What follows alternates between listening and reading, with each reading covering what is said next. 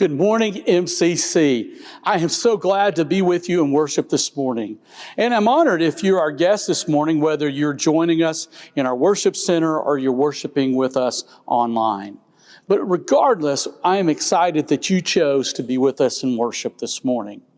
I want to let you know that we're beginning a new sermon series this morning, simply entitled Hope. And as we think about hope over the next couple weeks, I want us to reflect upon a question this morning. As we begin this sermon today, the sermon to kind of kick off this series, what lengths will we go to avoid pain? How far will we go to avoid pain? Well, when you think about it, sometimes there are some of us, because of the physical pain that comes with working out, that we might avoid exercise because it has been a while, and there's that fear of the pain of the sore muscles and other discomforts that come with working out. We'll avoid activities that we view as having a high probability of pain. Lewis, I hate to tell you this, there are some folks that'll even avoid going to the dentist because of their fear of pain. But there's not just physical pain. We'll avoid mental pain. We'll avoid people who have said hurtful things to us before. And we might avoid situations in which we view there's a high risk that we will be rejected. I want you to know this morning, as we enter into this sermon series, that I believe Jesus intentionally engaged in suffering. Now, let me qualify that for a minute. I don't think Jesus necessarily sought out suffering, but he also didn't run from situations that would involve suffering. If he would have done that, he would have never left the right hand of God in heaven and come to this earth. But Jesus intentionally engaged in suffering. And so as we think about that, in the past year, we have faced one seemingly hopeless situation after another. COVID, political unrest, social injustice, and most recently, the failure of the Texas power grid. COVID and the collapse of the power grid triggered physical and emotional suffering. The political unrest and social injustice came with emotional and relational suffering. To these struggles, we share with our broader community. We add to those shared experiences of suffering, we add grief that our congregation has experienced over the past several months in the loss of several of our beloved church family. We hunger for hope. And I want you to know this morning that I believe Jesus intentionally engaged in suffering so that we could have hope. Jesus intentionally engaged in suffering so that we could have hope. Today we begin a sermon series simply entitled, as I've already said, Hope. We'll continue this series through the last Sunday in April. Through the end of March, we'll explore Jesus paving the way for our ultimate hope by intentionally engaging in suffering. Beginning Easter Sunday for 4 weeks, we continue our quest for hope, witnessing that Easter changes everything. That Easter changes everything. Our quest for hope this morning begins on a shore at the Sea of Galilee. Peter is invited to come follow me by Jesus. Jesus issues that request for Peter and Andrew and James and John to come follow me. And I believe this morning that Peter could not, in his wildest imaginations, have anticipated what he would witness.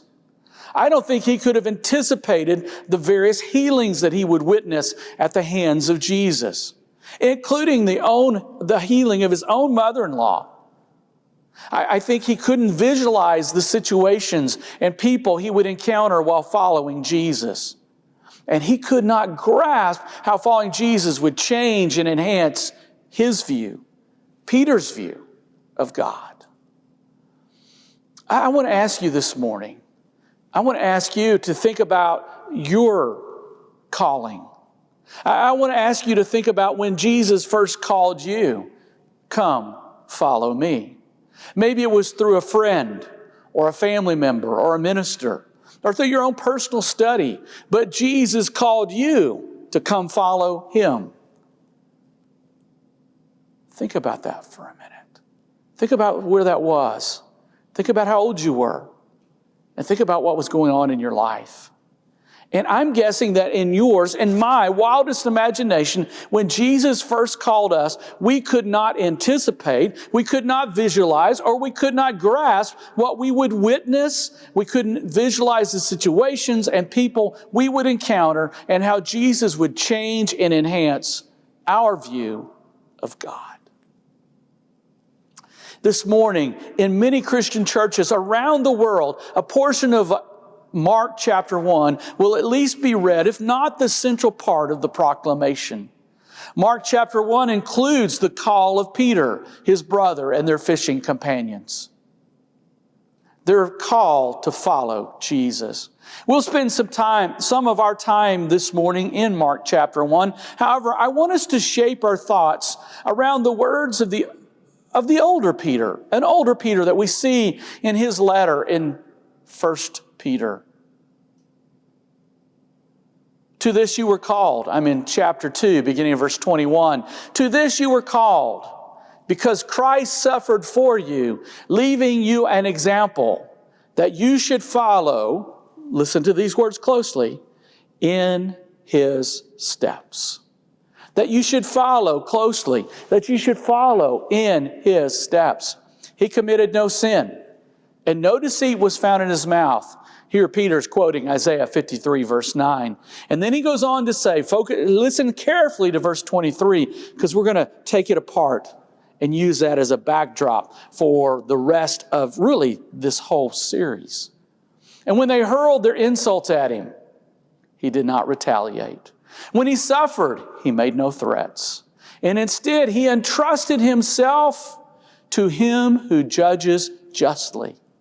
He himself bore our sins in his body on the cross so that we might die to sin and live for righteousness. By his wounds, we've been healed. For you were like sheep going astray, but now you have returned to the shepherd and overseer of your souls. These are not the words of a young fisherman who was called to leave his net. These are the words of a mature elder in the Lord's church, in God's church. The words inspired by God through Peter. These are the words that God gave Peter to speak to the church that he was writing to, the churches he was writing to in the first century. And these were words regarding things that he could not, when he was the younger Peter, have imagined. That he couldn't imagine witnessing or participating in with Jesus 30 years earlier, when Jesus said, "Come, follow me." I want you to think about some of the things we just heard Peter, the mature Peter, say when they hurled their insults at him. He's talking about Jesus and when they hurled insults at him. And I want you to think about, just from Mark chapter 3, some insults that were hurled at Jesus. His family, and including his mother Mary, thought he was out of his mind. They were actually coming to get him and take him away because they thought he was crazy, because of the claims he was making, that he was the Son of God, that he was God's Son, that he was the Messiah. But also in Mark chapter 3, the teachers of the law, they accused him. Matter of fact, these are his people. These are the Jewish people, the leaders of the Jewish people, the ones he first came to, the ones that his apostles will first go to. And they accuse him of being possessed by Beelzebul. They claim that all that he's doing is because he's possessed by Beelzebul or by Satan. But I want you to notice that Peter says when they hurled their insults at him, he did not retaliate. Cindy and I watched just the other night, we were watching, while we were trying to stay warm, we were watching Star Wars, Rise of Skywalker. And as we watched that, I was intrigued by Palpatine. Palpatine was the evil force behind the evil empire. And we've been on this long journey to see who's actually behind Darth Vader and all of the other evils who have been a part of the evil empire. But when I watched this movie, I noticed that every time anybody disagreed with Palpatine, he used his power and forced them into submission. Jesus expressed his power in control through intentional engagement with suffering. He didn't retaliate. He could have. He could have. We'll see that in just a minute. He had at his access the power to be like a Palpatine. But he didn't. Notice what else Peter says. Peter says when he suffered. Well, when did Jesus suffer? Well, there's a lot of times he suffered. We'll come back to Mark chapter 1 in just a few minutes, and we'll see him suffering in the wilderness because he's been fasting. He's been without food for 40 days. But when he suffered, when he was arrested in the garden, falsely accused of all kinds of things, he was arrested in the garden. He went before trials, and throughout those trials, he was beaten, really beaten within an inch of his life. And then he was placed on a Roman cross and crucified. When he suffered, notice what Peter said. He made no threats. He stated facts. In the garden, when he was being arrested, he said he could have called 12 legions of angels. That's a fact. He could have.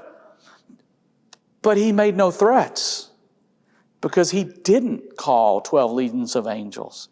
And he wasn't threatening the people. He's just saying, hey, you don't have to come to my defense, Peter. And that in the garden, or not in the garden, but on the cross, he asked Jesus, he asked, Father, forgive them, for they do not know what they're doing.